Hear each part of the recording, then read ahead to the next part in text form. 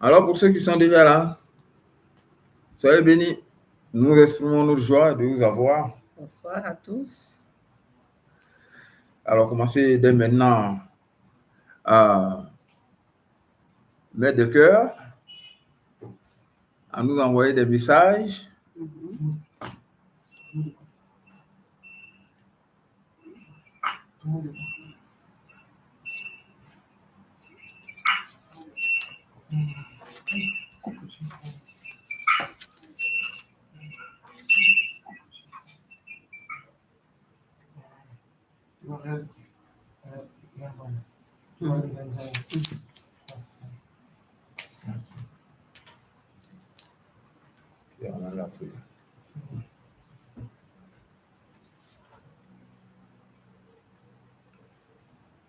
N'oubliez pas de partager.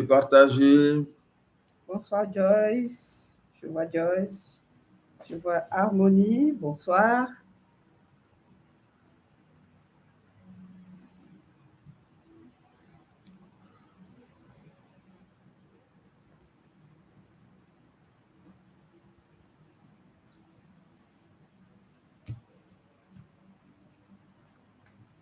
On attend un peu que les uns et les autres se connectent. Et bien entendu, que tous les Torrentins que vous êtes, soyez connectés. Vous savez, quand on est nombreux, c'est une source d'encouragement, une source de joie. Et nous voulons véritablement, au travers de tout ce que nous allons avoir à partager ce soir, à vous communiquer la joie qu'on éprouve, bien sûr, d'être marié et surtout bien marié.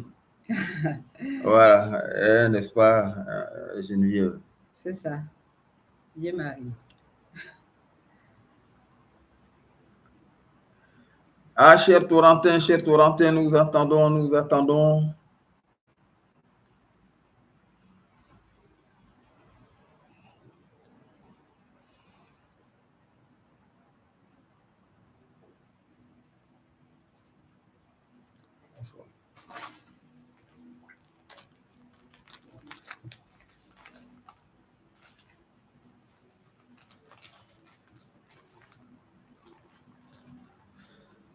Bienvenue dans le chat en direct.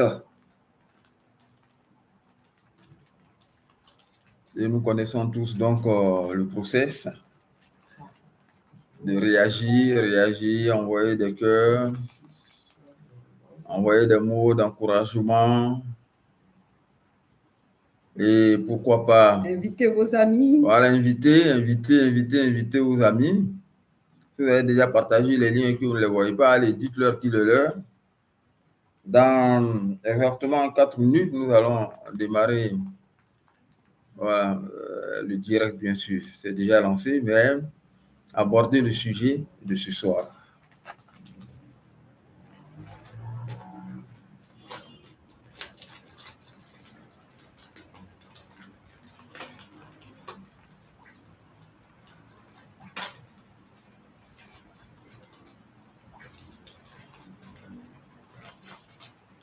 C'est également l'occasion, vous savez, de poser des questions. Vous avez des attentes.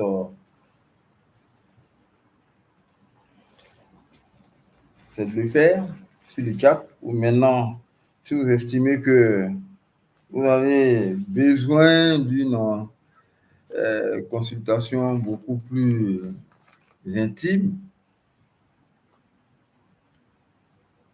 alors vous pourrez le faire également pour en inbox.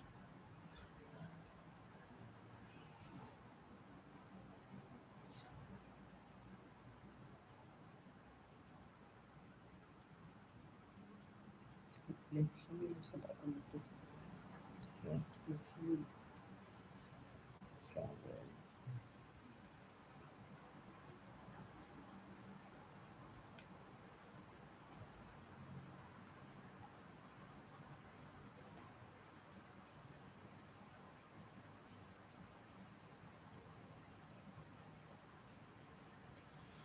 19h58, heure d'Abidjan. On attend encore quelques petites minutes et puis nous allons démarrer. Dites-nous d'où est-ce que vous êtes connecté, c'est ça? Hein? Oui, bien sûr. De quel pays?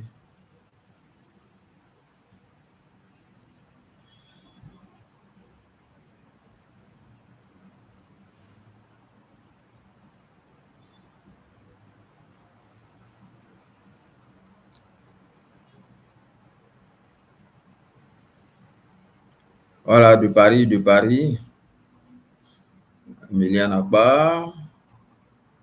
Coucou, coucou Emiliane.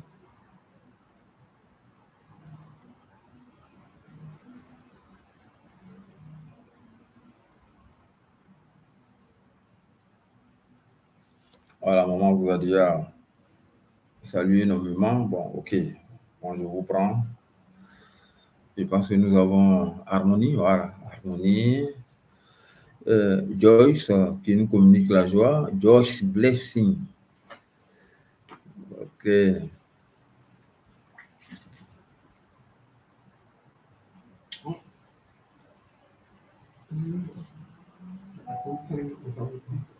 Il est déjà 20 heures. On va patienter encore quelques petites minutes, peut-être 2 à 3 minutes. Bon, allez, on peut pousser jusqu'à 5 minutes, c'est pas bien méchant. Voilà, le temps que les uns et les autres se connectent. Voilà. Ouais, ça commence. Allez, allez. Mettez des cœurs. Soyez les bienvenus, couple Lobé. Ah, le couple Lobé. Ça, c'est depuis Paris, hein, je pense. Non, c'est Lobé d'ici, ou bien?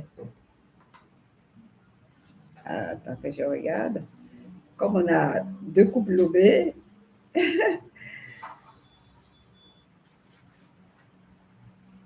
Ah, c'est Lika, c'est Abidjan. Ah, ok. Voilà. Ok.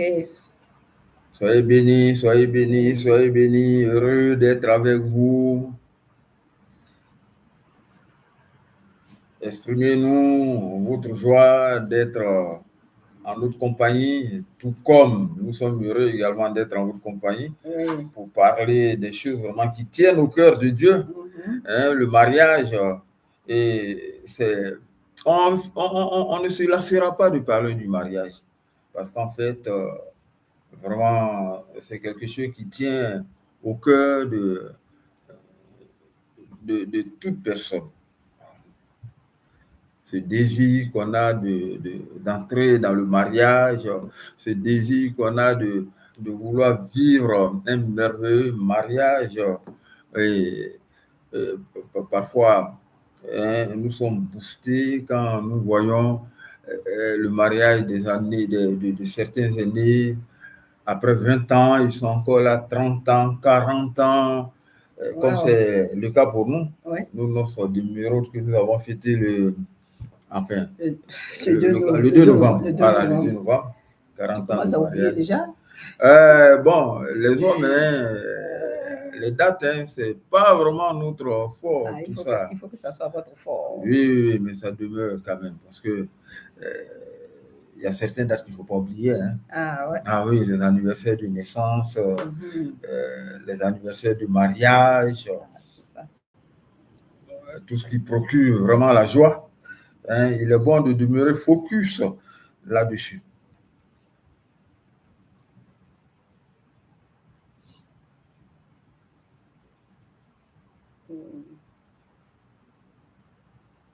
Ouais, d'Abidjan. Ah, salut Lika. Lika ça. Ouais, Johan. Shalom. Ouais. Je vois Camille Coralie également qui est... Oui. Ok. Bonsoir aussi. Je vois, je ne sais pas si c'est Nessie. Ah, Anne. Voilà, c'est Anne. Annessie. Ouais. On n'a pas de beaux yeux, on met des lunettes. Voilà. Annessie. Ah, c'est depuis la France, hein, je pense. Oui. Voilà. Bonsoir, bonsoir. Bonsoir. Mettez de cœur, mettez de cœur. En tout cas, alertez tous vos amis à qui vous avez envoyé les On nous salue liens. depuis le Togo. Ah, depuis le Togo. Oui. C'est merveilleux ça. La famille, la famille chrétienne est tellement large. Amen, amen. Merci. Ah. Merci d'être connecté, Annecy.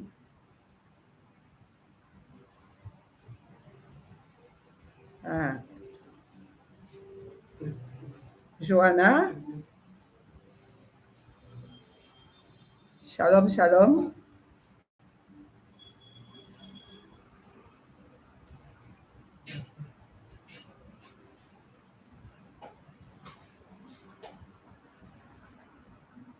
OK.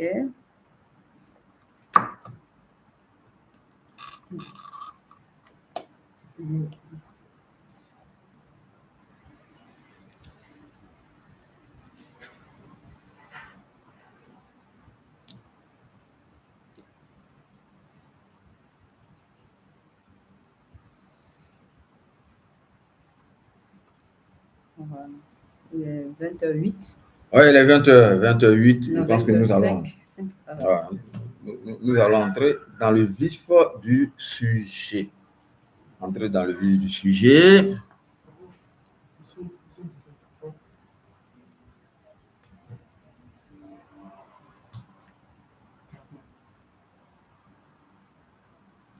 Il faut pencher.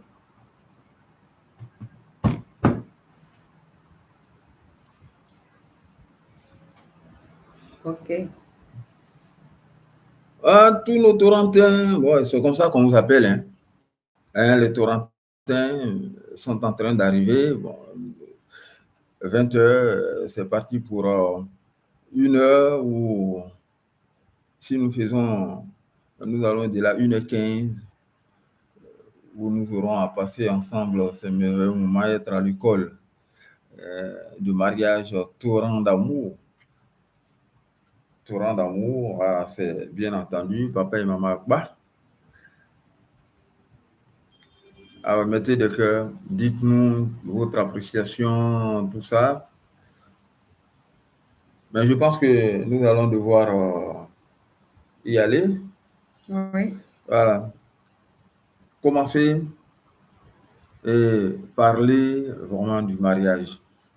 Parler du mariage, bien sûr, c'est l'objet vraiment de nos directs et de tous les directs que nous aurons à faire. Parce que nous avons, n'est-ce pas, ce désir-là d'amener tous ceux qui nous suivent à comprendre la pensée de Dieu concernant le mariage, voilà, et vivre un mariage qui soit à la gloire de Dieu. Un mariage à la gloire de Dieu, ça veut dire quoi? En clair, qu'on sente véritablement la présence de Dieu dans leur mariage et qu'on sente ensuite la gloire de Dieu se refléter, voilà, s'il te plaît, sur le visage du partenaire. Quand vraiment un mariage est à la gloire de Dieu, ne vous en faites pas. Ça se voit effectivement sur le visage des conjoints. Encore faut-il le révéler. Le mariage révèle essentiellement 2 buts. Le premier, c'est de révéler la gloire de Dieu. Et le deuxième but, c'est de refléter la gloire de Dieu dans le mariage. Cette gloire de Dieu qu'on voit sur le visage des partenaires qui sont épanouis. Alors, il faut réellement réaliser qu'en ce moment-là, waouh, on se rend compte que le monde entier sourit à un partenaire, à un époux, à une épouse qui est heureux, qui est heureuse dans le mariage. Voilà. Bon, je pense que il y a quelque chose vraiment de primordial qu'il faut dire. C'est important. hein, tout conjoint trouve dans le mariage la seconde relation la plus importante de sa vie. On dit la seconde relation la plus importante de sa vie, étant entendu que la première et la plus essentielle étant sa relation avec Dieu. Sa rencontre personnelle voilà. avec Jésus, son intimité avec le Seigneur Jésus. Voilà, ça c'est la première voilà, et la plus importante. Exactement. Voilà. Si on veut essayer de classifier, c'est ça. Hein? Oui. Voilà, c'est d'abord notre relation, c'est avec le Seigneur Jésus. Bon, ça veut dire en clair quoi? Relation avec le Seigneur Jésus, bon, être un enfant né de nouveau, faire du un Seigneur, chrétien authentique. Oui, faire du Seigneur sa priorité. Sa priorité, qu'il soit celui en qui on se confie, on se repose en lui. Il est le maître de notre vie. C'est vrai qu'il est notre sauveur. Souvent, on dit sauveur, mais on n'aime pas souvent dire Seigneur, mais il faut qu'il soit notre sauveur parce qu'il a payé à la croix. Il nous a rachetés par son sang à la croix de Golgotha et il est notre Seigneur, c'est-à-dire qu'il conduit, dirige nos vies. Tout ce que nous devons faire, nous devons nous référer à lui. Et donc, pour le mariage aussi, on doit se référer à ce merveilleux Seigneur qui sait toutes choses, voilà, qui te connaît avant que tu n'existes sur la terre, qui te connaissait. Donc, il sait ce qui est réellement bien pour nous. Donc, dans tout ce que nous devons faire, que ce soit dans notre vie professionnelle, pour le mariage, en toute chose, c'est lui que nous devons consulter. C'est pour ça qu'on dit Seigneur, voilà, le maître de nos vies. Voilà. On ne doit pas prendre une petite partie pour nous et puis on lui donne le reste. Non, il veut tout. Tous les aspects de notre vie doivent pouvoir lui appartenir. Oui, bien sûr. Donc, il est la boussole, en fait, de notre vie. Sinon, le GPS, comme si on peut être à la page. À la page.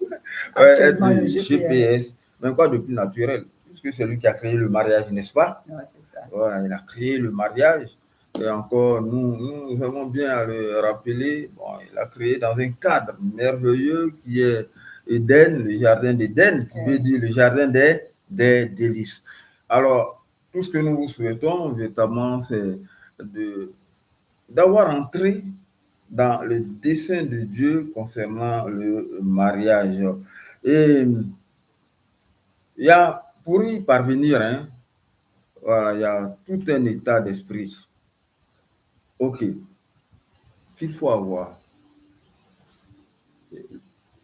C'est à cela que nous voulons vous amener ce soir, puisque le thème sur lequel nous allons nous appesantir, c'est le mariage, contrat ou alliance. Le mariage, contrat ou alliance.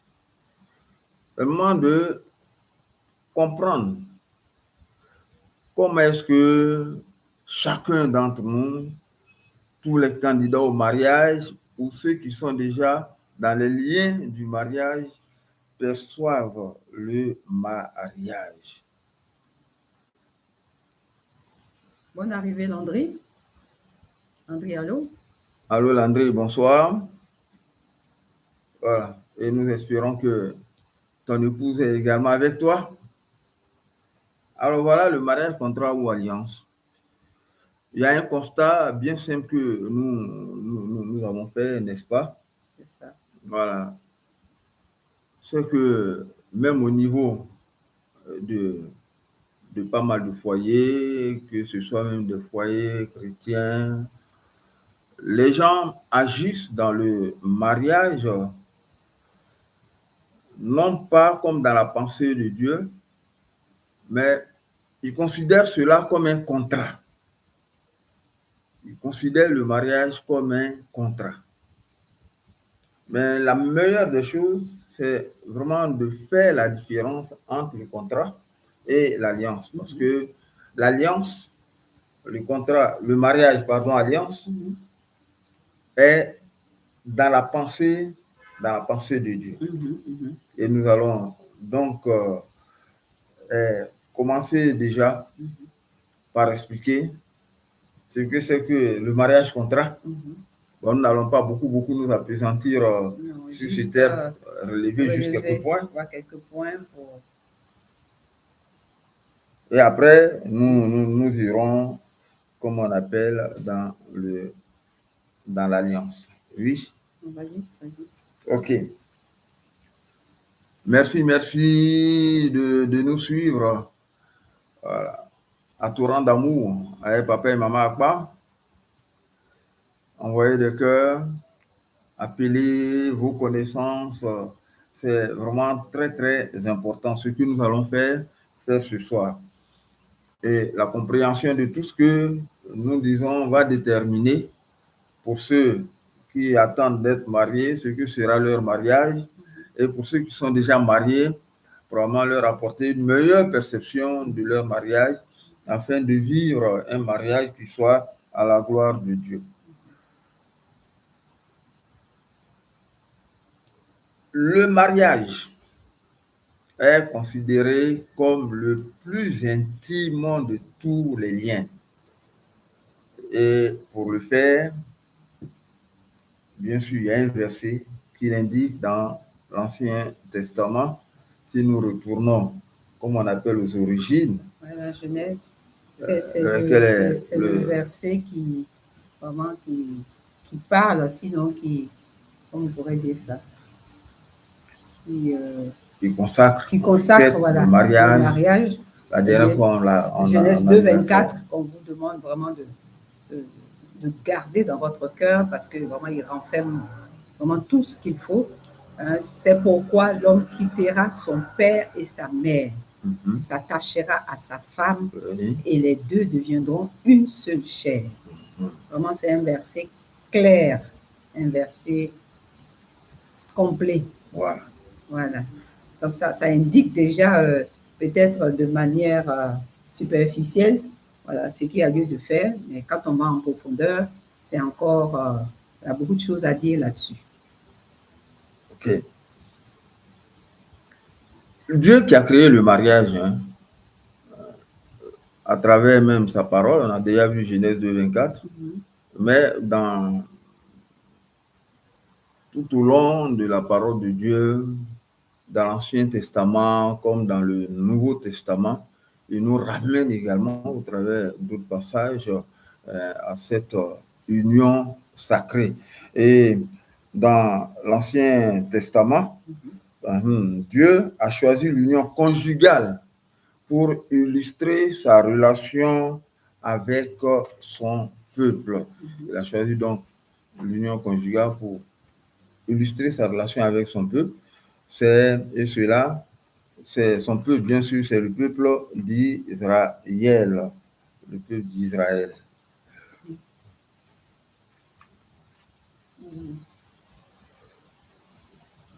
Est-ce qu'il y en a qui entrent encore, qui entrent? Oui, il y a le groupe Chacha qui est connecté. Oui, bien sûr, Chacha.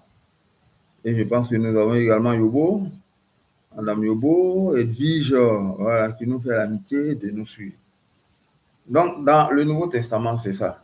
Dieu lui-même, n'est-ce pas, se considère comme l'époux de son peuple, le peuple d'Israël.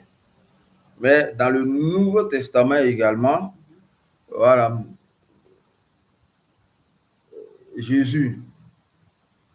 Dans le Nouveau Testament, oui, comme tu dis, Jésus se considère comme l'époux, et l'Église, c'est l'épouse, et nous, c'est l'Église. Donc, le couple est l'épouse. Okay, donc, c'est vraiment, c'est pour montrer que vraiment, c'est quelque chose de très important aux yeux de Dieu. Voilà. Donc, voilà, Jésus lui-même considère qu'il est l'époux et nous sommes l'épouse. Qu'est-ce qu'on comprend donc par mariage contrat? Qu'est-ce qu'on comprend par mariage contrat? Alors, il y a bien sûr une définition bien simple. Un contrat, qu'est-ce que c'est qu'un contrat? Peut-être ceux qui sont dans les affaires, bon, le comprennent nettement mieux. Mais d'une manière générale, un contrat est un accord passé entre deux ou plusieurs personnes en vertu duquel l'une d'entre elles effectuera une chose si l'autre effectue également autre chose. Alors, nous comprenons, c'est, si vous voulez, dans une relation donnant-donnant. Dans le contrat, voilà, si tu fais, je fais. Voilà, si tu fais, je fais. Ou si tu fais ceci, je ferai cela. Et cette idée-là est transposée assez souvent dans le mariage ou dans certaines unions. Les gens vivent un peu dans ce contexte-là. Voilà. Tu fais ta part, je fais ma part. C'est comme ça le contrat. Alors, le danger, justement, de cet état d'esprit qu'on transpose dans le mariage,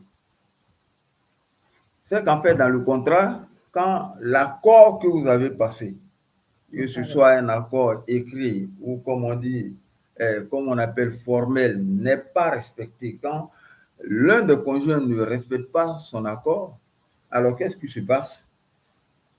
Ça produit des sources de conflits, des sources de frustration. Et d'une manière générale, quand un contrat est rompu, il y a la loi qui oblige voilà, l'autre, celui qui a rompu le contrat, qui n'a pas satisfait à ses obligations, à le faire. Il y a cette contrainte-là. Voilà. Et dans le mariage, justement, on verra également cela. Comme je l'ai dit, le contrat sera donc une source de conflit, d'accusation, parfois de violence verbale ou physique, pour tenter de contraindre l'autre à respecter sa promesse. Donc voilà, en clair un peu la notion de contrat. Alors, nous sommes en train de dire, beaucoup ne le comprennent pas, même des couples chrétiens.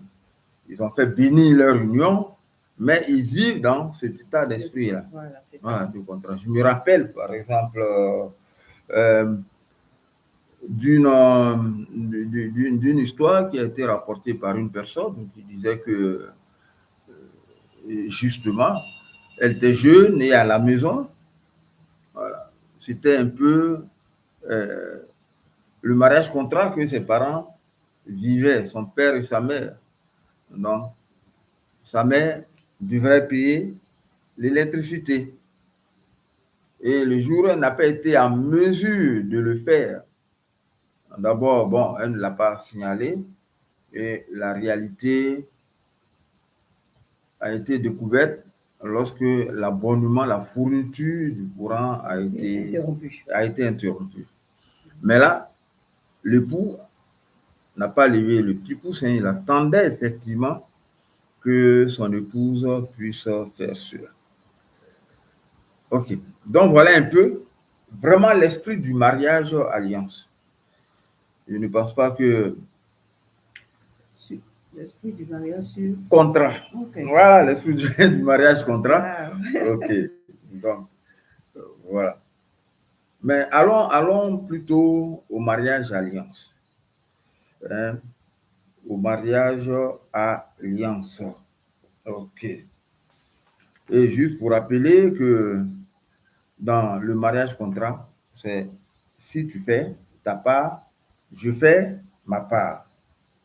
Alors, qu'est-ce qu'on entend par mariage alliance? Le mariage alliance, c'est vraiment le mariage qui colle à la pensée de Dieu. C'est un engagement, on dira, profond et une relation. Ça peut être basé sur quoi, hein? Par exemple, le mariage alliance. C'est basé sur la confiance. C'est vrai, peut-être de l'autre côté, on dira aussi, mais là, c'est vraiment une confiance totale. C'est basé sur l'amour, voilà, et le soutien mutuel. Voilà, le soutien mutuel. Voilà, le mariage alliance est vraiment sacré. Exactement. Voilà, c'est quelque chose de sacré entre l'homme et la femme. Voilà, ça a beaucoup plus de, comme tu dis, c'est beaucoup plus collé à la pensée de Dieu par rapport au mariage. Ok.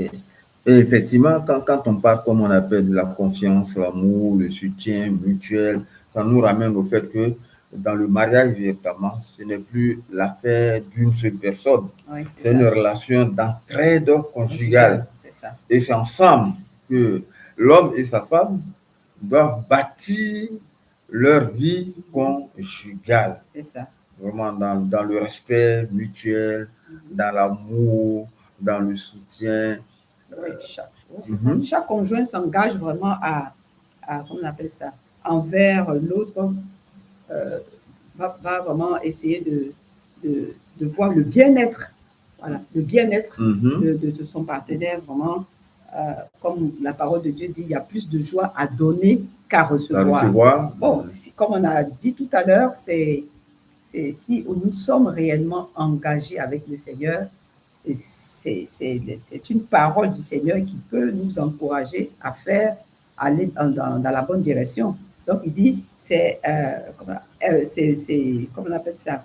Il y a plus de joie à donner qu'à recevoir. Donc, je serai prêt à pouvoir donner, voilà, à mon partenaire, à faire en sorte qu'il soit bien, voilà, par rapport à ce qu'on penserait de l'autre côté. Voilà, notre Père céleste, il pense à ce que nous soyons bien. Même quand nous faisons mal, il attend pour que nous puissions véritablement revenir et nous accueillir. Donc, c'est un peu dans cet esprit-là. Exactement. Le mariage selon Dieu. Voilà, le mariage alliance. Avec Dieu, c'est une alliance. Et bien sûr, il y a également un autre aspect qu'on peut retenir pour nous faire comprendre le mariage alliance, que chacun, au lieu de considérer ses propres intérêts, considère également les intérêts de l'autre. Ça veut dire quoi?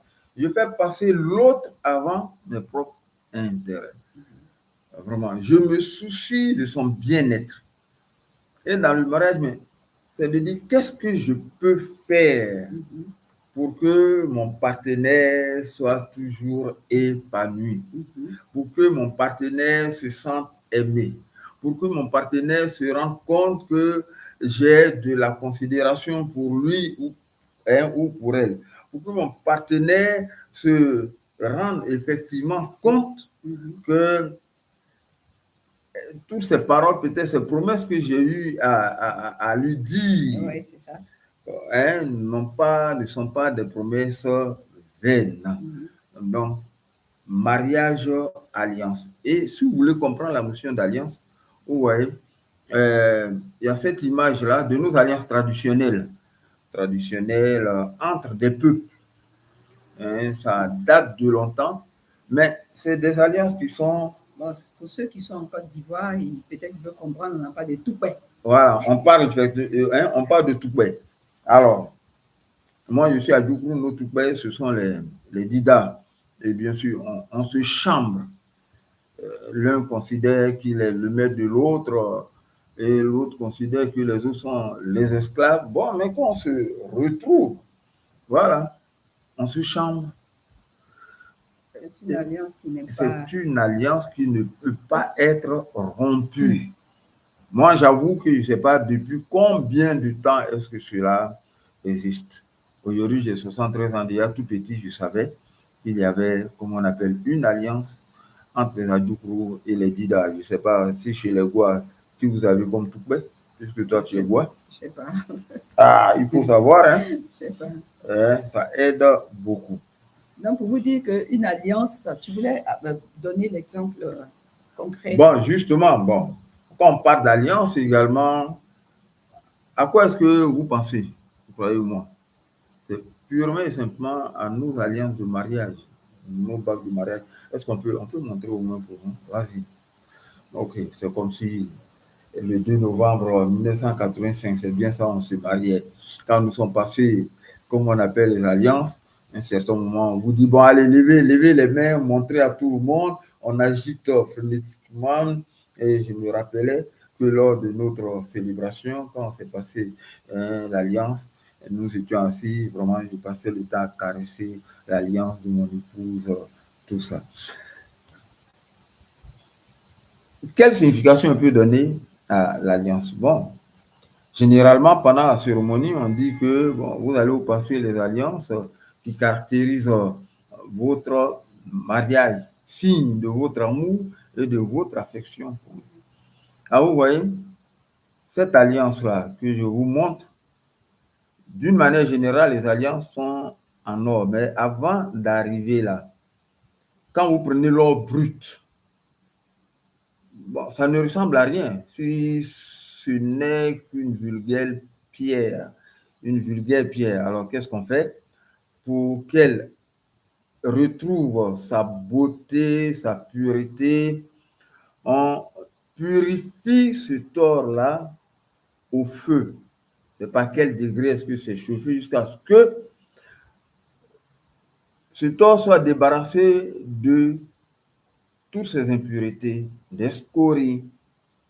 Alors, quand vous passez l'alliance, vous êtes en train de dire que à votre niveau, bon, vous ferez en sorte que votre mariage soit débarrassé de toute scorie. Exactement. De toute impureté. Alors, il faudrait qu'on puisse le comprendre. Et l'alliance est ronde. Elle est ronde. Ce n'est pas en vain. Bon, pendant un certain temps, on a vu des alliances qui ont d'autres formes, mais d'une manière générale. Oui, mais forcément, l'intérieur est rond. Voilà, merci bien. Je n'y ai pas pensé. Oui, c'est ça l'avantage d'avoir une femme à côté qui comprend vraiment les desseins de Dieu pour le mariage.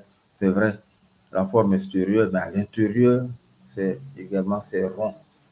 C'est quelque chose qu'on n'arrive pas à s'expliquer. Mais vous comprenez, cela répond à une loi mathématique qu'on appelle la quadrature du cercle. Ça veut dire quoi?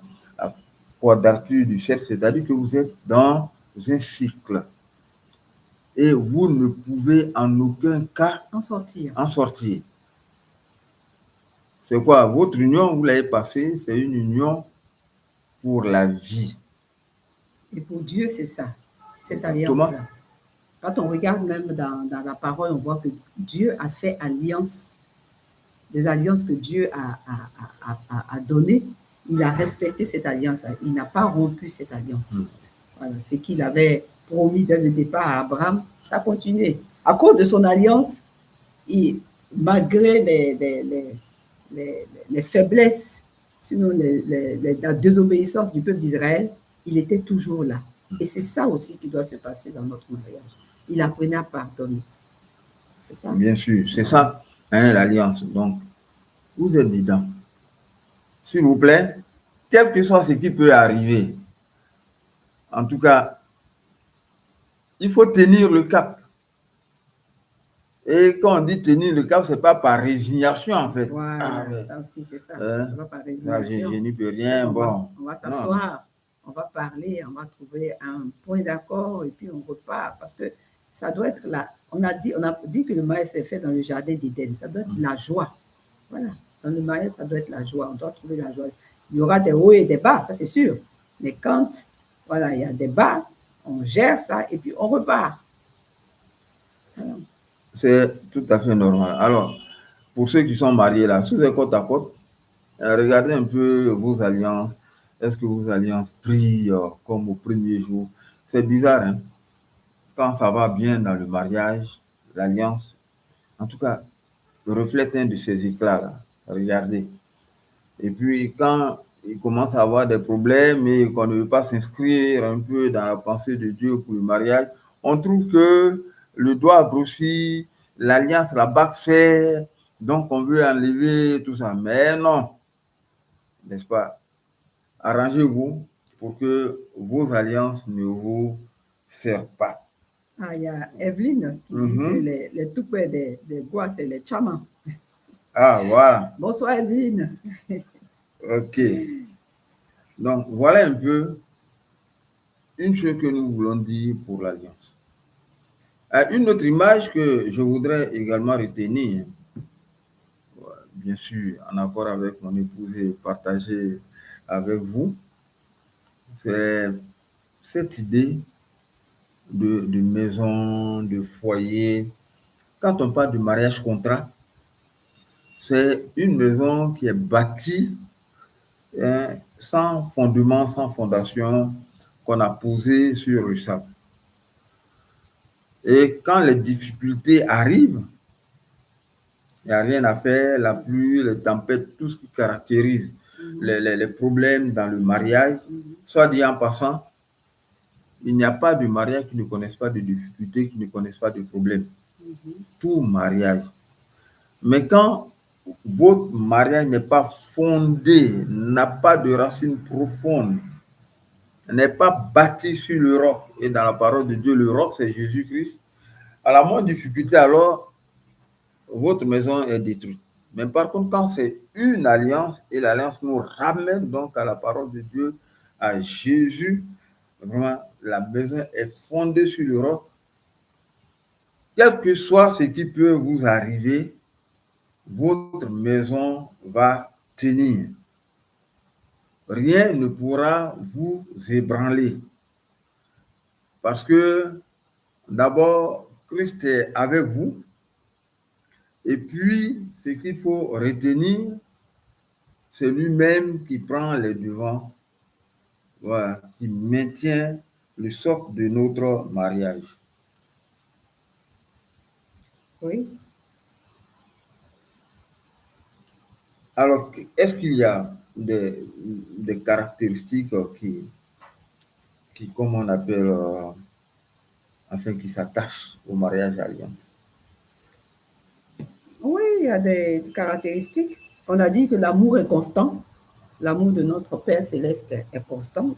On doit faire comme lui. Dans le mariage aussi, il doit être constant. C'est un engagement permanent. Voilà, un engagement permanent qui ne finit pas. Et quand on se marie, on dit jusqu'à ce que la mort nous sépare, et c'est ce qui doit être normalement. Oui, voilà. un engagement souvent, permanent. On oublie que quand on prend ces engagements, on parle d'abord à notre Père Céleste. Voilà, avant de parler aux autres. Donc, on dit qu'il faut respecter. Il faut respecter. Ouais, être des hommes de parole, c'est voilà, surtout ça dans le mariage. Voilà. Hein. Et puis aussi, c'est des promesses vraiment, comment on peut dire, des promesses inconditionnelles. Et sans condition, en fait. C'est sans condition. Voilà. Voilà. C'est sans condition. Bon, certains diront oui, mais et si c'est moi qui dois toujours aimer et tout ça, il va finir parce que on dit, vous allez finir par vous asseoir, parler de ça, mais qu'est-ce qui se passe? Pourquoi est-ce que c'est comme ça?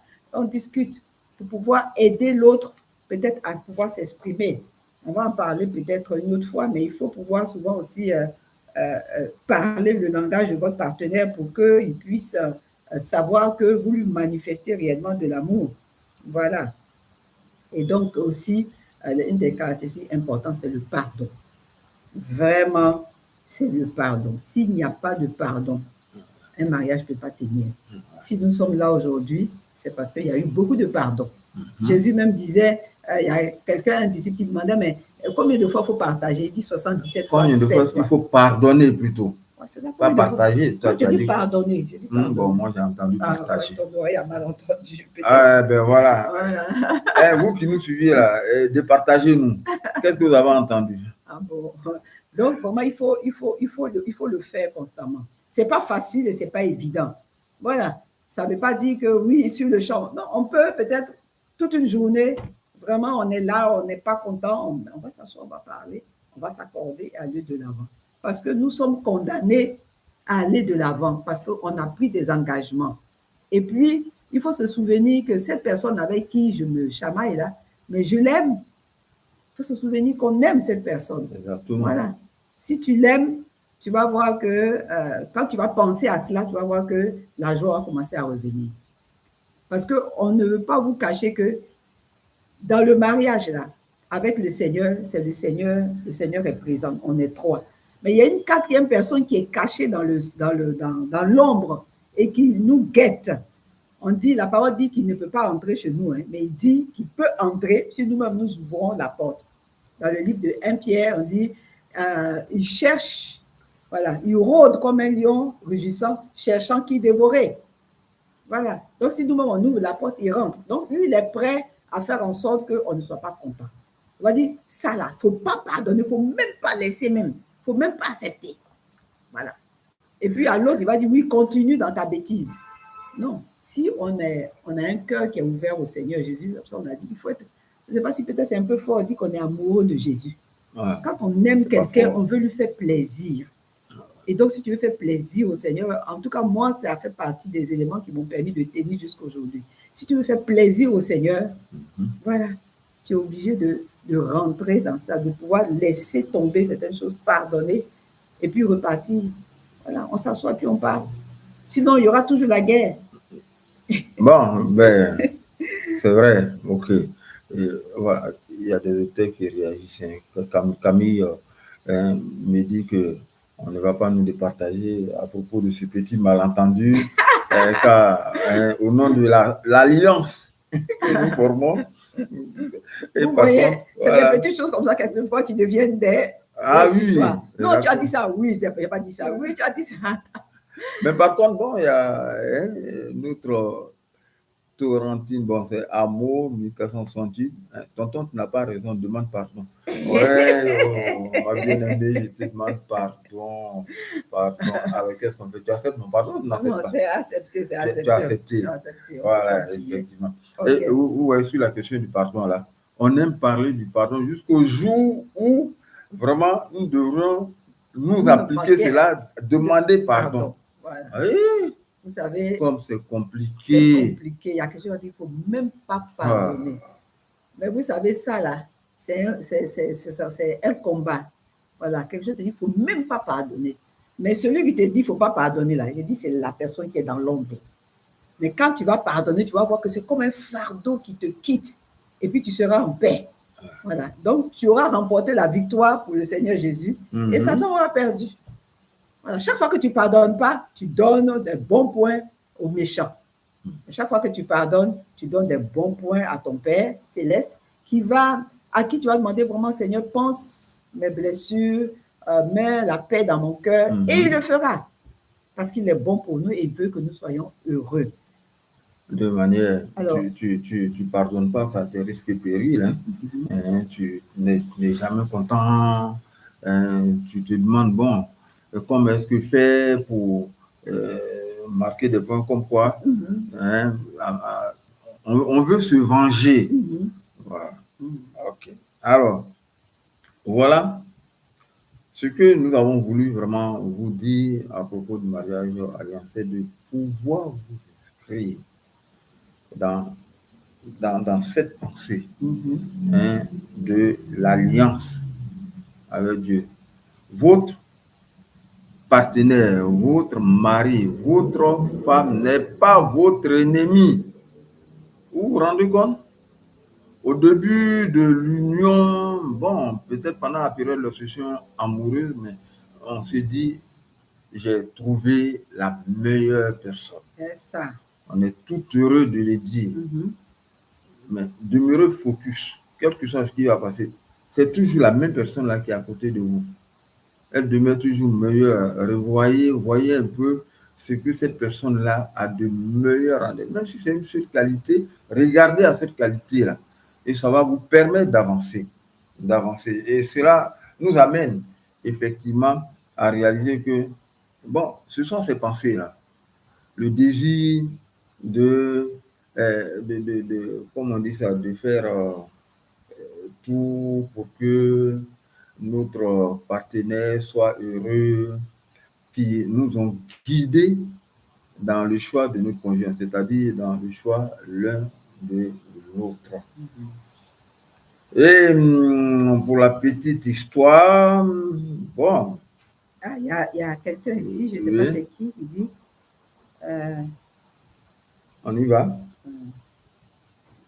Rose, Daniel Ledoux, c'est ça? Elle dit, tu as dit partager. Ah, donc c'est moi qui m'excuse. Bon, voilà. Ok. Donc, je m'excuse. Non, oui, c'est tout à fait. Mais le fait déjà d'accepter le pardon, il faut accepter le pardon. Il y en a où vous avez beau leur demander pardon, ils ne veulent rien savoir. Merci, Dani. Shalom. Ok. D'accord. Alors, nous continuons. On va parler de notre rencontre. Il y a quelqu'un qui dit, est-ce que pardonner implique d'oublier ou bien on peut pardonner et être plus méfiant? La parole de Dieu nous dit que notre Père Céleste, quand il pardonne, il a oublié. Si tu mets ça dans ton petit sac, chaque fois tu vas revenir là-dessus. Pardonner, tu oublies, tu avances. Sinon, 40 ans, il y a beaucoup de choses qu'on aurait... Oui, emmagasiner. Mais non, dans tous les cas, même, notre Père, il oublie. S'il n'oubliait pas, on dit que nous sommes créés à l'image et à la ressemblance de notre Père Céleste. Et parce que nous sommes créés à son image, à sa ressemblance, on doit faire des choses comme lui. On dit quand lui, il pardonne, il oublie. Donc nous aussi, on doit faire la même chose. Quand on pardonne, on doit oublier. Ouais, il dit qu'il jette nos iniquités dans la mer de l'oubli. Donc vous avez la mer de l'oubli. S'il vous plaît, la meilleure des choses à faire, n'ouvrez pas une fenêtre dans votre mémoire où vous emmagasinez tout. Voilà, si vous commencez à être méfiant, alors là, ça veut dire que le méchant monsieur est présent. Et quand la méfiance est là, on commence à soupçonner et puis bon, ça ne va plus. Même dans tous les cas, ce que je voudrais ajouter, si tu arrives ne pas oublier, mais en fait, ça peut revenir, mais une fois que ça se représente à toi, ça te dit absolument plus rien. C'est une manière de dire, bon, j'ai oublié. Ok, arrière de moi, Satan, il n'y a plus rien à voir. Je veux encore revenir là-dessus. Pour être capable d'arriver à ce niveau-là, il faut avoir fait réellement du Seigneur Jésus son Seigneur et son Sauveur. Il faut que votre intimité, votre relation avec le Seigneur soit au beau fixe. Et si ce n'est pas au beau fixe, ça sera compliqué. Voilà, c'est lui qui donne la capacité de pouvoir faire ces choses, de pouvoir pardonner. Sinon, de nous-mêmes, on ne peut pas. Mais c'est lui qui donne la force. Sinon, comment pouvez-vous imaginer que des personnes peuvent rester ensemble, vivre ensemble? On fait tout ensemble, on se lave ensemble, on mange ensemble, on dort ensemble. Et puis, on ne peut pas se pardonner. Ça marche pas. On ne peut pas aller loin. On ne peut même pas être heureux dans la maison. Et en cela même, je rejoins un peu Charles Soro qui nous dit assez souvent, c'est notre orgueil, notre ego, voilà, qui nous empêche effectivement d'entrer dans la dimension du pardon. Quand l'orgueil pointe son nez, le pardon devient difficile. Voilà, c'est ça sur la poitrine. Moi, non. Ou parfois on se dit, ouais, c'est toujours moi. Aujourd'hui, là, moi aussi, je ne lâche pas l'affaire. Lâche pas le morceau. Voilà, je ne lâche pas le morceau. J'ai lui montrer qui je suis. Mais le mariage, ce n'est pas une démonstration de force. Voilà, montrer. Moi aussi, je ne lâche pas. Mais non, ce n'est pas ça. Il faut être constamment. Voilà, c'est un endroit où on doit apprendre à manifester l'amour. Et le pardon en fait partie. Voilà. OK. Tu parlais de fiançailles. Bon, on ne parlait pas de fiançailles, du choix du conjoint. Voilà. Vraiment, le choix du conjoint est important, il faut le dire. Oui. En tout cas, si vous faites un mauvais choix, comme dit quelqu'un, un mariage peut faire de vous un héros ou faire de vous un zéro.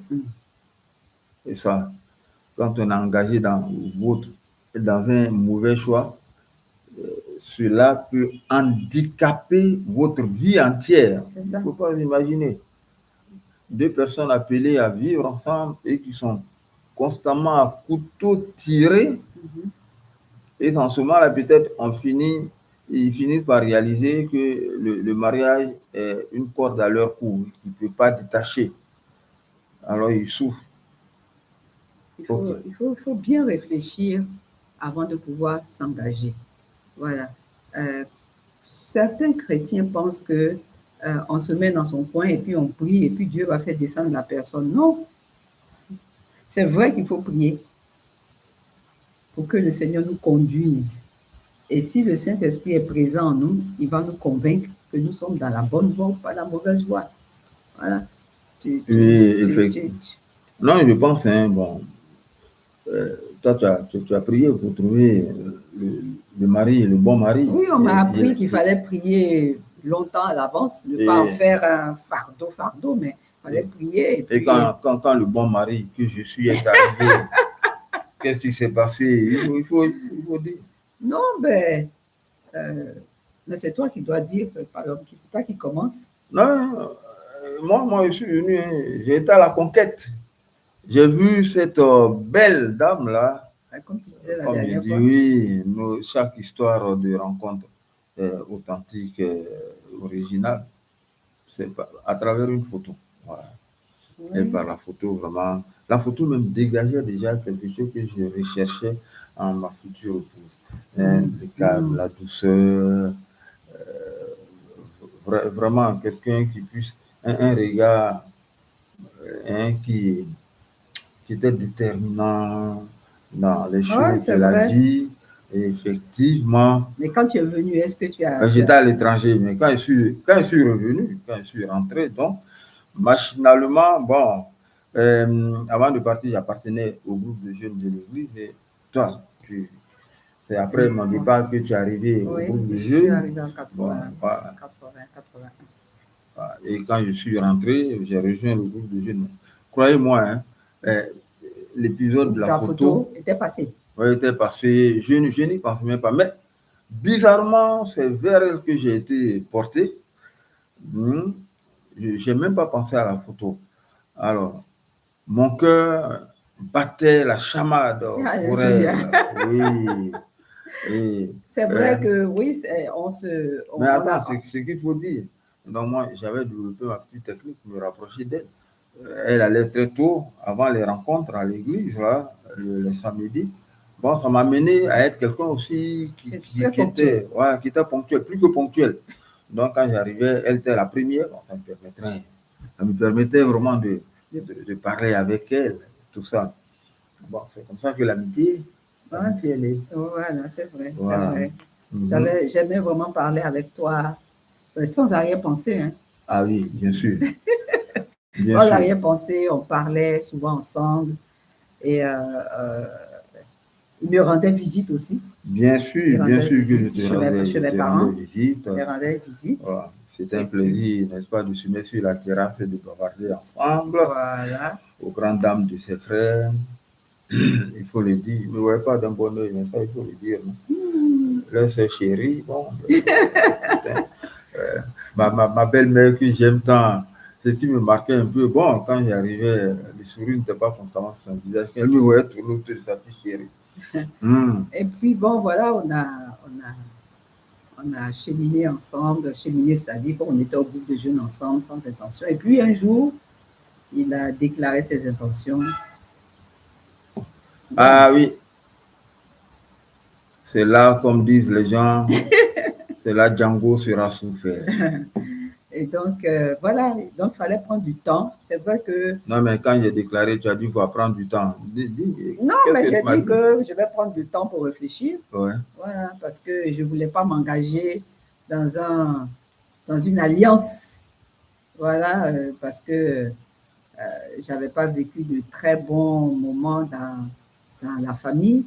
Voilà, avec mes parents. Donc, je ne voulais pas me retrouver dans une telle situation.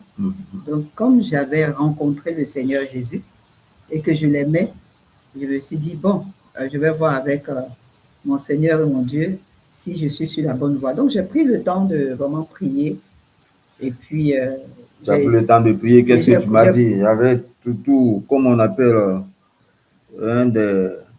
Ok, donc j'étais convaincue qu'il fallait prendre beaucoup de temps pour réfléchir. Je lui ai dit, bon, pour ne pas être influencé, ce qu'on va faire, on est au groupe de jeunes, mais on se rend plus visite, on ne se raccompagne plus, chacun dans son coin, on se regarde de loin. Comme ça, personne ne sera influencé, surtout moi, je ne serai pas influencé dans ma décision. Après, il m'a dit, vraiment, ça a été dur pour lui. Mais pourtant, bon, on a eu l'occasion de se voir, de parler quand on était au groupe de jeunes. Bon, non, je pense que c'était suffisant, on ne s'appelait plus. Et puis voilà, ça a mis peut-être... 3 mois. Ah, 3 mois, c'est beaucoup. De mise en quarantaine. C'est important. Quand on dit 3 mois même, on ne réalise pas que c'est beaucoup. 90 jours. Il fallait faire une enquête. Enquête de moralité sur ma personne. Tout ça, une enquête et tout ça. Et puis bon. Et puis, ouais, ce que une enquête avec le Seigneur aussi, c'est important. Oui, bien sûr. Il ne faut pas se jeter parce qu'on se sent bien avec la personne. Non, il faut interroger le Seigneur. Il faut écouter aussi les témoignages des personnes autour. Et puis, il faut aussi analyser ce que la personne dit. Est-ce que la personne connaît le Seigneur? Est-ce que la personne aime le Seigneur? Lui, il me disait quelquefois des choses qui m'inquiétaient un peu. Je sais qu'un jour, il m'a dit, oh, peut-être que les extraterrestres existent. J'ai dit, ça, c'est qui ça encore? Bon, écoutez, hein, ça. Je dis, non, ça là, vraiment, si c'est comme ça, ma chérie, cherche-toi un autre chemin. Voilà, donc vraiment, le Seigneur m'a convaincu, vraiment, j'ai pris du temps. Le Seigneur m'avait dit oui, mais j'avais quand même un peu peur. Et bon, c'est légitime. J'avais une maman spirituelle qui était un couple missionnaire. Je suis allée je les ai rencontrés aussi. Voilà, ils m'ont posé certaines questions. Ils m'ont demandé, est-ce que tu l'aimes? J'ai dit oui. Il dit, bon, donc si tu l'aimes déjà, continue de parler au Seigneur. Et si tu as la paix du cœur, si tu es convaincu, tu as la paix du cœur, tu pourras t'engager. Et c'est ce qu'on a fait. Mais le fait que j'ai dit oui, ça ne veut pas dire que tout était cuit. Il fallait maintenant apprendre à se connaître d'une certaine manière, voilà, à voir si on voyait les choses de la même façon. On regardait dans la même direction. Voilà, si on regardait dans la même direction, voilà. On était capable de se comprendre, capable de s'entendre. Voilà, et c'est ce qu'on faisait. Bon, il faut dire aussi que les fiançailles n'ont pas été faciles parce qu'il était à l'intérieur du pays. Voilà, et moi, j'étais ici. Et il y a eu beaucoup de clash quand même, hein, parce que quelquefois, quand il venait sur Abidjan, parce que tu étais jusqu'à Mans, hein, c'est ça? Oui, j'étais jusqu'à Mans. Et quand il venait jusqu'à Abidjan, il courait dans tous les sens et il n'avait pas le temps de me rendre visite. Et quand il arrive à Mans, là, il m'appelle. Donc, une fois, j'ai dit, bon, s'il n'a pas le temps de me voir, si tu viens, quand tu vas partir, si tu m'appelles, on ne décroche pas. Surtout qu'à l'époque, il n'y avait pas de téléphone portable. Donc, vraiment, ça l'a touché. C'était pour l'emmener à comprendre que si tu veux aller avec quelqu'un, tu veux marcher avec quelqu'un, il faut fréquenter la personne. Parce qu'à distance, c'est quand même un peu difficile. Donc, quand on se voit, il faut on profite de ce temps-là pour apprendre à parler, aller en profondeur et à bien nous connaître. Voilà. Ok, alors pour la petite histoire, 2 ans, c'est ça? Oui, 2 ans. 2 ans. Bon, 2 ans, selon la pensée de Dieu, hein, et ça, elle était stricte dessus. Elle dit, pas de rapport sexuel, c'est évident. Déjà, de comprendre que le mariage, la sexualité, c'est dans le couple, entre l'homme et la femme. On reviendra dessus, et Dieu sait pourquoi est-ce qu'il a mis ces garde-fous-là. Pour la petite histoire, je lui ai demandé, bon, écoute, quand même, sur le physique, elle dit, dans tous les cas, avec ma grosse tête là, vraiment, elle n'appréciait pas ma tête. Encore qu'à l'époque, hein, la tendance était l'afro, donc j'avais beaucoup de cheveux. Bon, enfin. Mais oui, quand même, voilà. Oui, et puis le Seigneur, souvent on dit, bon, je veux un homme comme ça, une femme comme ça. Mais ce n'est pas toujours, hein. C'est pas toujours que le Seigneur va vous donner cela. Le plus important, que le Seigneur mette l'amour dans votre cœur, que vous ayez la paix, vous ayez la conviction que c'est la personne. Et au fur et à mesure, les choses vont changer. Bien sûr. Il y a Evelyne, on va revenir un peu, Evelyne, qui demande, en cas de violence conjugale, est-ce qu'il faut pardonner? Ça, c'est un sujet qui est délicat. Tout ce qu'on peut dire, ne restez pas, ça veut dire quoi? Peut-être dans un foyer où vous êtes sujet à des violences conjugales, on vous bat, et c'est souvent l'erreur que les gens, les parents, non, c'est pour le meilleur et le pire, il faut rester avec ton mari ou avec ta femme. Bon, comme en général, c'est les hommes qui battent. Écoutez, mais il y a des parents même qui ont fini par perdre leur enfant. Non, quand il y a la violence conjugale, il y a un travail qui doit être fait. C'est-à-dire qu'il faut sortir la personne de ce milieu, de cet environnement violent. C'est une des choses qu'il faut faire parce que à force de battre, la mort peut survenir. Et faire donc un travail de relation d'aide. Ça prend du temps. Relation d'aide, oui, c'est ça. Ça va prendre du temps. OK. Alors, il y a Charles, voilà, Soro qui nous dit qu'il ne faut pas oublier le fait que les chrétiens de Jérusalem sont facilement influencés par les réseaux sociaux, voilà, ce qui rend difficile leur choix.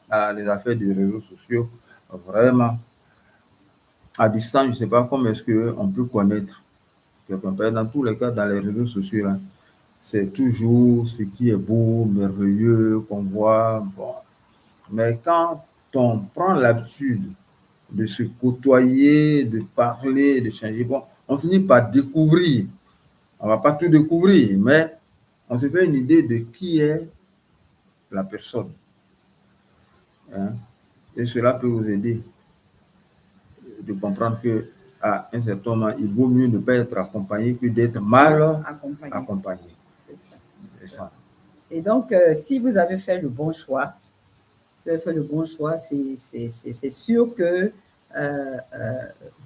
cet esprit de fidélité, voilà, que vous aurez déclaré le jour de votre mariage sera d'actualité dans votre vie de couple. Sera d'actualité parce que cette fidélité-là, c'est un des caractères, voilà, de notre Père Céleste. Bien sûr, voilà. La fidélité. Et c'est vraiment important. Quand on est infidèle, vraiment, c'est la catastrophe. Donc, on doit apprendre à être fidèle. Mais certains me disent, mais est-ce possible que quelqu'un puisse, un des membres du couple puisse être infidèle? C'est possible. Oui, il y a d'ailleurs même quelqu'un qui a posé la question. S'il demande pardon et qu'il est sincère, il faut apprendre. Ce n'est pas évident, parce qu'on a un couple comme ça qu'on connaît, ce n'était pas évident. Ça a mis du temps. Et il ne faut pas aussi, si tu es la personne qui a offensé, il ne faut pas aussi demander à l'autre tout de suite d'être, comment on dit, OK. Non. Laisse la personne pouvoir digérer un peu. Les blessures émotionnelles ne se guérissent pas, comme doucement, on appelle. Doucement. Et c'est à toi de faire en sorte que la personne puisse vraiment remonter la pente et puis vous allez pouvoir repartir. Voilà, c'est ça. Mais il y a lieu d'interpeller également le partenaire qui est infidèle. Oui. Bon, on a dit que d'abord, quand nous nous marions, enfin, en tant qu'enfant de Dieu, c'est dans la famille du Dieu chrétienne que nous devrons nous marier. En tout cas, la parole de Dieu est claire et qui nous dit au niveau du choix du conjoint dans la famille chrétienne, c'est-à-dire un chrétien, quel rapport y a-t-il entre la lumière et les ténèbres? C'est ça. Exactement. Entre, comme on appelle, Satan et Bélial. Non, enfin, Bélial, voilà. Et l'enfant de Dieu. Voilà, et les enfants de Dieu. Alors, je pense que c'est sur cette base-là. Vivons réellement notre foi chrétienne. Je peux comprendre, OK, infidélité, une fois, deux fois, mais à chaque fois qu'on te pardonne, toi qui te dis enfant de Dieu, tu demeures encore dans ce péché. Il y a quelque chose, comme on appelle, qui ne va pas à ce niveau-là. Vous savez, les pharisiens ont posé la question à Jésus. C'est des pharisiens, c'est ça? Voilà. Et pourquoi est-ce que Moïse a donné la lettre de divorce? Il dit à cause de la dureté de votre cœur. Voilà, la dureté de votre cœur. C'est-à-dire, tu es tombé une fois et puis tu te plais dedans, tu continues. Il y a quelque chose qui ne va pas. C'est en cela qu'on entend parler de divorce. Les gens disent, mais le Seigneur a permis qu'il puisse avoir le divorce s'il y a infidélité. S'il y a infidélité. Donc, il faut, je pense que quand quelqu'un demeure dans l'infidélité, c'est qu'il n'a pas la crainte du Seigneur. Exactement. Voilà, c'est qu'il n'a pas la crainte du Seigneur. Donc, il faut revoir sa relation, son intimité avec Dieu. Vraiment, on revient là-dessus. Si tu n'es pas intime avec le Seigneur, si chacun de vous n'est pas intime avec le Seigneur, il vous sera difficile d'aller loin dans votre mariage.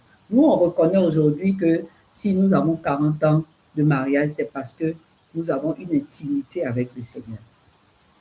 Et cette intimité-là te donne la capacité de ne pas rentrer dans certains aspects qui vont détruire ton mariage.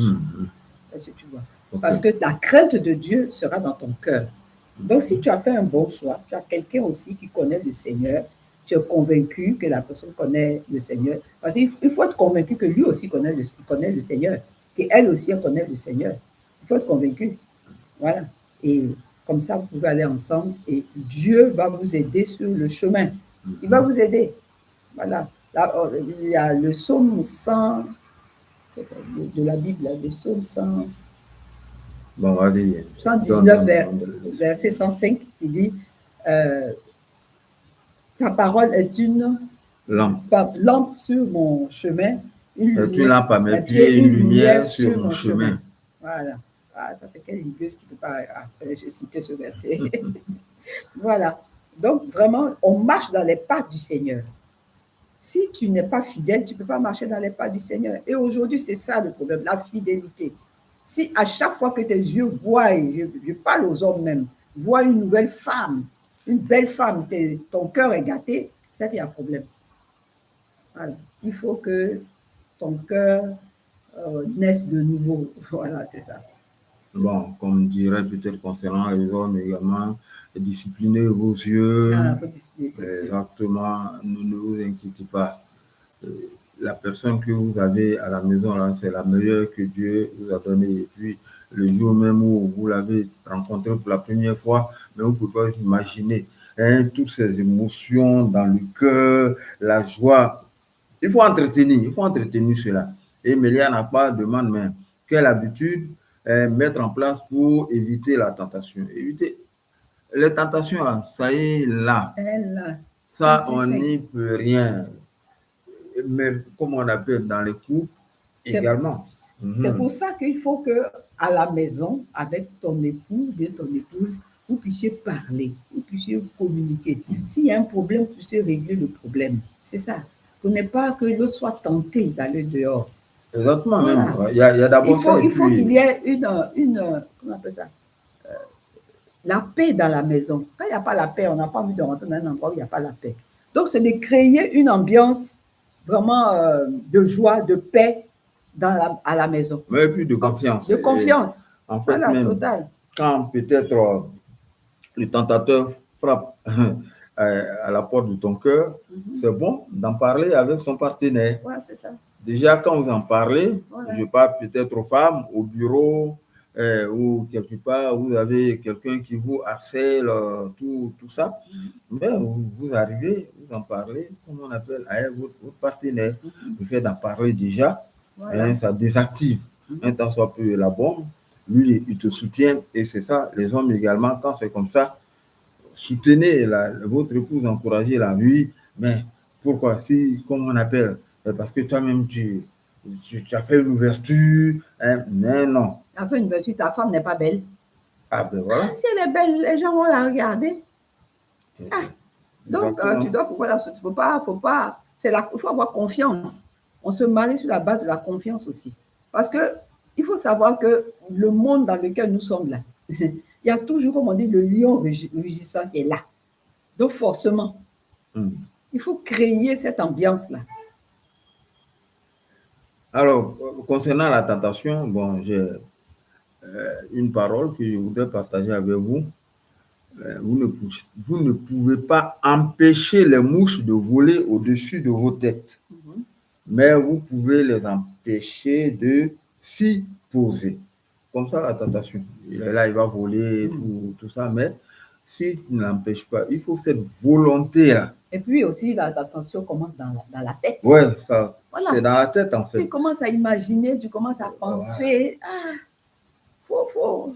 Le Seigneur Jésus nous dit dans le Nouveau Testament, il nous dit ça. Il dit ça commence dans l'adultère, ça commence dans la tête. Voilà, tu commences à penser comme ça. Non, tu commences à penser comme ça, il faut te réveiller. Il y a quelque chose, le méchant est là. Il y a une petite ouverture quelque part, il en profite. Tu es fâché contre ton mari, mais tu es fâché contre ta femme, alors voilà. Exactement, c'est surtout ça. Et puis, j'ai lu tellement de choses par réaction, parce que l'autre voilà. m'a été infidèle, moi également, je vais lui rendre l'appareil. Ça, c'est mariage contrat. Voilà, tu vas lui rendre l'appareil. Ouais. Alors, qu'est-ce que ton Père Céleste va dire? C'est ça. Il y a quelqu'un qui est là, qui me voit. Qu'est-ce qu'il va dire?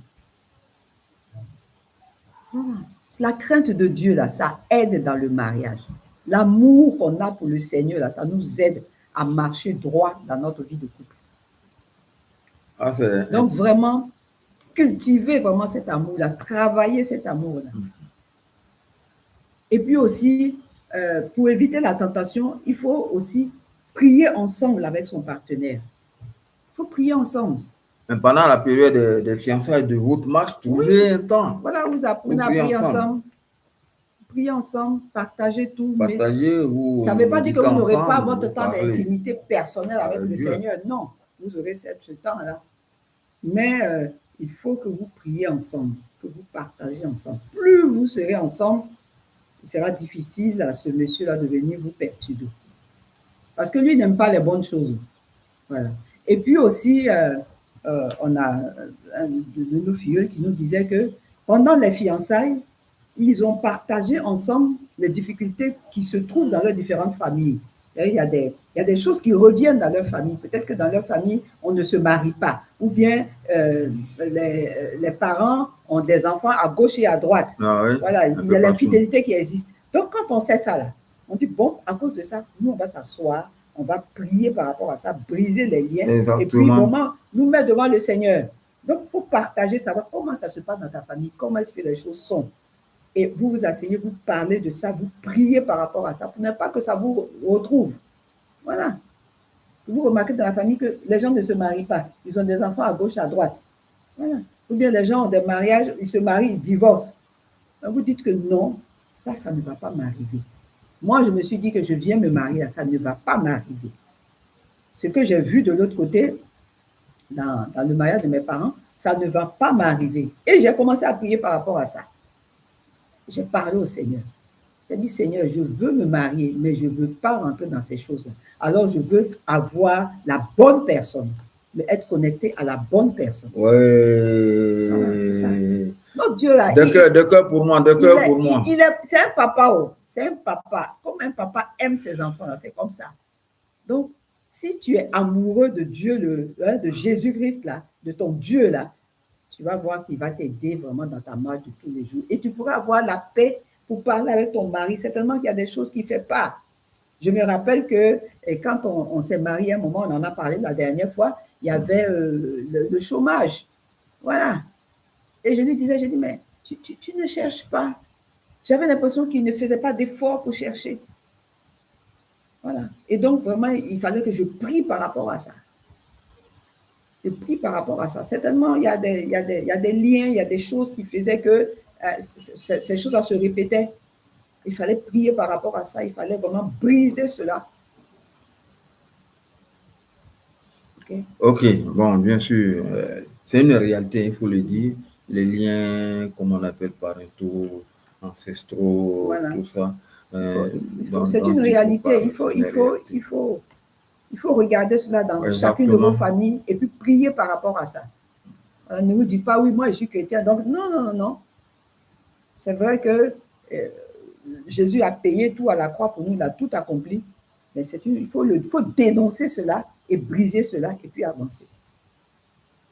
Okay. Et je puis affirmer véritablement, c'est vrai qu'elle a dit prier, mais elle a posé vraiment des actes tendant à maintenir le lien conjugal.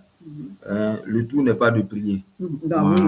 Il faut agir. Il faut agir, il faut montrer que derrière la prière, Dieu te parle, Dieu te donne des directives. Bon, après 40 ans de mariage quand même, il y a une phrase qui est assez récurrente chez elle là, qui me dérange un tant soit peu. Pas plus longtemps que hier, mais elle a répété ça. La vie est quoi? Qu'est-ce que tu as dit? La vie, quand tu nous parles, ici, la vie est une leçon. C'est une école. Voilà. La vie est une école. Ah, c'est sa phrase fétiche. Quand elle parle aux enfants, mais oui, où elle me parle. Je vous parle, la vie est une école. Mais c'est que... Non, mais oui, n'empêche, moi aussi tu me l'as dit. C'est pas méchant. Moi, je l'accepte bien. La vie est une école, ça rentre. Et puis, ça me permet d'écouter, même si à cause de mon ego masculin, bon, je fais semblant. C'est comme ça également. Vous savez, nous les hommes là, on ne veut pas donner l'impression, mais ok, on écoute. C'est très très important. La vie est une école. C'est bien. C'est de ça qu'il s'agit effectivement, Sorochard. C'est de ça qu'il s'agit. Ok. Voilà. Est-ce qu'il y a quelque chose? On pense qu'on tire vers la fin. Oui, on tire vers la fin pour ne pas dire que nous sommes même à la fin. Est-ce qu'il y a des questions? Oui, la vie est une école. J'imagine dire ça, imaginer. Et Joshua, bien entendu. Il faut retenir cela. Bon, est-ce qu'il y a des questions? Rapidement, on parcourt un peu tout ce que nous avons reçu. Mais quelle attitude adopter quand on découvre l'un des partenaires continue à voir son ex? Bon, c'est vrai, c'est des choses. Il faut parler. Bon, c'est là quand même que je pense qu'on est enfant de Dieu, la prière également. Dieu peut, par la prière, nous aider, enfin, créer, comme on dit dans le jargon, une situation, voilà, il faut se faire violence. Que l'autre. Mais il faut s'asseoir et parler. Il faut confronter, comme on appelle le partenaire, mais pas dans le but de faire des histoires, faire des paroles, exprimer véritablement vos sentiments. Mais attends, peut-être que la personne peut clarifier, la personne continue de voir son ex par rapport à quoi? Parce qu'il y a eu un enfant ou bien quoi? Je ne sais pas, mais si c'est parce qu'il y a eu un enfant, il n'y a pas de raison qu'elle aille voir ou bien il aille voir son ex. C'est ensemble. Mais il faut le faire ensemble. Il faut le faire ensemble. Pour ne pas être tenté. Voilà. Pour ne pas tomber dans la tentation. Parce qu'il y a des femmes qui piègent comme ça. Hein. Voilà. Donc, il faut faire attention. Maintenant, si ce n'est pas parce qu'il n'y a rien et que tu choses, c'est que tu commences vraiment, c'est l'infidélité qui a commencé comme ça. Voilà. Tu as dit non, il n'y a rien. Il ne faut pas dire qu'il n'y a rien. Les sentiments vont commencer, on dit ancien tison. Voilà, exactement. Comme on dit chez nous. Non, tu n'as pas le droit d'aller revoir ton ex. Tu n'as pas le droit. Tu es marié à quelqu'un d'autre. Donc, cet ex-là, elle vient à la maison ou bien c'est toi qui vas vers la personne. Tu n'as pas le droit. Maintenant, si c'est parce qu'il y a un enfant, bon, on ne sait pas. Donc, c'est ensemble que vous allez pouvoir gérer cet enfant-là. Voilà. La personne ne doit plus t'appeler comme ça. Non, non. Ok, il y a Joanne. Voilà, comment gérer les paroles qu'on adresse à son conjoint, surtout dans les situations de dispute. Écoutez, les paroles blessent plus que de véritables balles.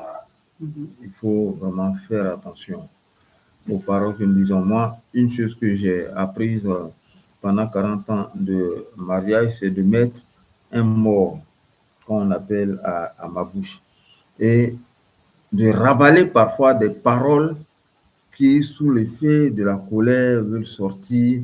Pour la question de savoir, mais quel effet est-ce que cela va produire sur mon épouse?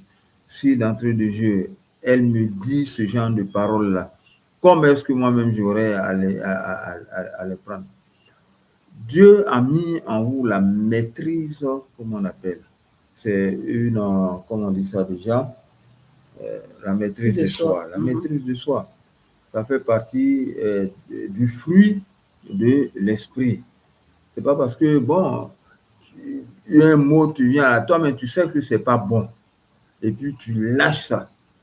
Non. Il faut faire un effort à ce niveau-là. C'est pas tout, on le dit hein, dans nos jargons, c'est pas tout qu'on dit. Pas tout qu'on dit. Mais il faut reconnaître que c'est des choses qui peuvent arriver au début de votre mariage. Vous êtes, comme on dit, la vie est une école. Voilà, j'ai dit encore. Bon, voilà. Voilà. Elle a dit la vie est une école. Maintenant, là, c'est pour vous. Hein?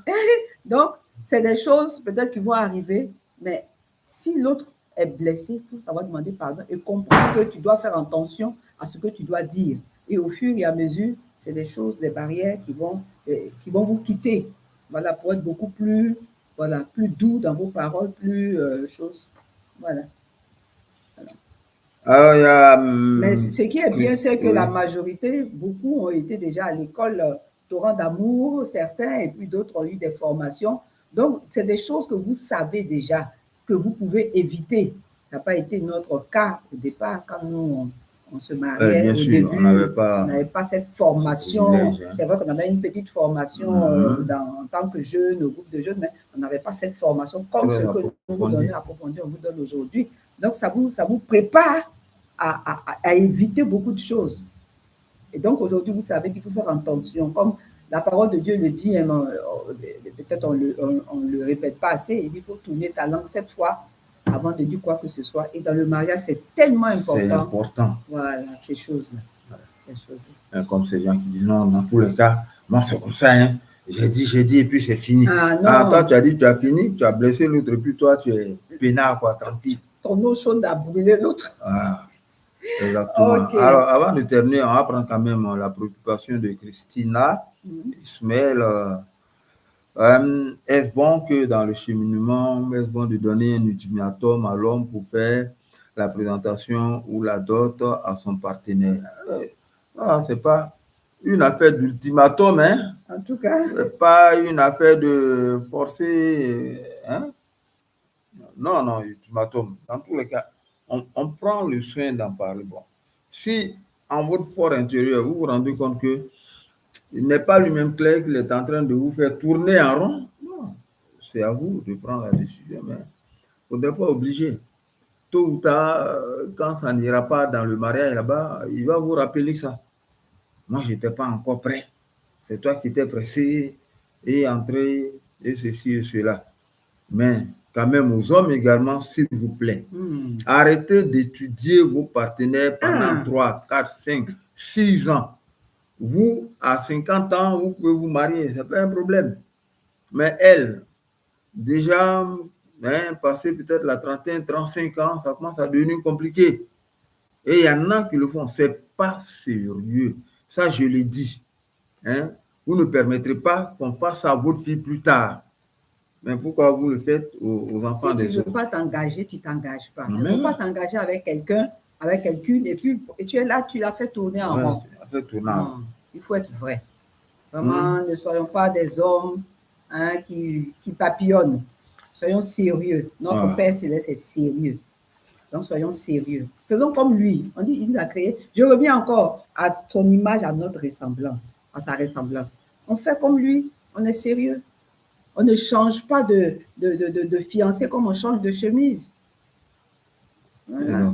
Donc, il faut être sérieux. Le monde nous regarde. Le mariage chrétien témoigne de la gloire de Dieu, témoigne de ce que Dieu est Dieu. Et ça montre qu'il est réellement celui qui a créé le mariage. Donc, c'est pour cela qu'on doit vraiment faire ressortir cette gloire-là au travers de notre vie de couple. C'est pour cela qu'on insiste sur notre intimité avec le Seigneur, notre relation avec le Seigneur. Très important. Voilà, on va... Oui, je pense que nous avons excédé pratiquement 15 minutes sur le temps que nous sommes fixés. On aurait souhaité vraiment continuer, mais toute bonne chose. Si vous avez d'autres questions, vous pouvez les envoyer. Oui, voilà, continuer de poser les questions, on va vous répondre.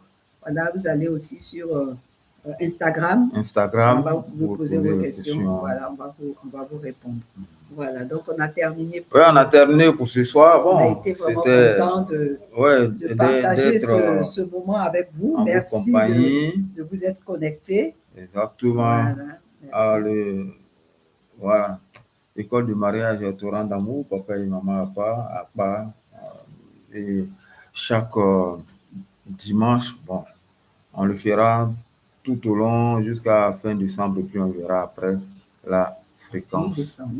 Jusqu'à la mi-décembre, comme elle le dit. Donc, si vous avez des préoccupations, vous avez des sujets sur lesquels vous aimeriez qu'on revienne et tout ça, qu'on parle, qu'on discute, donc il faudra aussi nous envoyer ces messages sur notre page Instagram et puis ou bien sur YouTube. Voilà. OK. OK. Bon. Écoutez, c'est terminé, n'est-ce pas, pour ce soir. Nous avons été vraiment heureux d'être en votre compagnie et nous allons devoir prendre congé de vous en vous donnant rendez-vous à dimanche prochain. Dimanche prochain. Voilà, 20h. Bon, ça également, vous pouvez nous dire hein, si vous pensez qu'il faudrait commencer un peu plus tôt à 19h. Non, 19h à cause de ceux qui sont de l'autre côté. Ah oui, qui sont de l'autre côté. Voilà. Bon, donc, au Canada et un peu ailleurs. C'est 20h qui sied un peu à tout le monde. Exactement. Voilà. Parce que ça fait 15 heures déjà chez eux là-bas. Donc, si on vient 19h, tu vois un peu. Alors voilà, c'est fait. La bonne nouvelle, avant de nous séparer, c'est que nous nous préparons déjà pour la prochaine session de formation. Torrent d'amour. Torrent d'amour, ce sera en février 2026. 2026. Bientôt, on aura la page d'inscription pour voilà, ceux qui sont fiancés, ceux qui sont mariés sans formation, qui nous suivent. Vous pouvez en parler à vos amis et tout ça. Voilà. C'est pour cela qu'il y a le slogan, la non. Ouais. La non-préparation, on y va, la non-préparation au mariage est la meilleure préparation au divorce. Allez, soyez bénis.